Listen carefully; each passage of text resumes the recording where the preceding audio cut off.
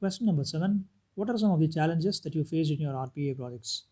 To answer this question, first let's find out what is meant by a challenge. Generally, in any programming language, when you face difficulty in implementing a concept, it is considered to be as a challenge. Now let's see what can be a challenge. One is due to a complex logic.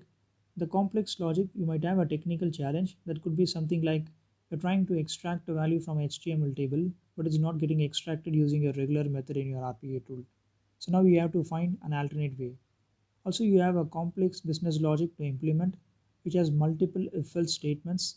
So the challenge here is the design. So you need a proper design to handle this business logic. Also, sometimes your RPA tool might not have a certain feature to implement a concept. So in that case, you might have to go for another tool to handle this concept.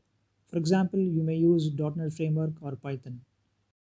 So my suggestion here is to answer this question, please recollect some of the challenges that you face in your projects and differentiate if it is a design or a technical challenge.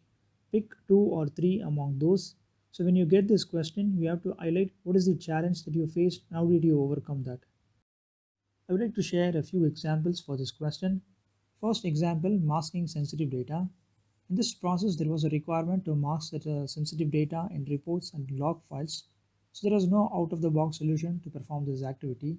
There were two options to handle this. One is to write a .NET function in the RPA tool, and other one is to create a custom package. So we ended up in creating a custom package. So this activity can be used across the entire project, not only for a single process. The second example I would like to share is assume that you have to do a string comparison in a process. It's not just a simple string comparison, it was actually add a full statement. So basically, you have to compare two statements and find out the percentage of match. So there was no out of the box solution for this, so we have to use a statement comparison algorithm from Python to handle this. These are some of the examples that I can think of as challenges.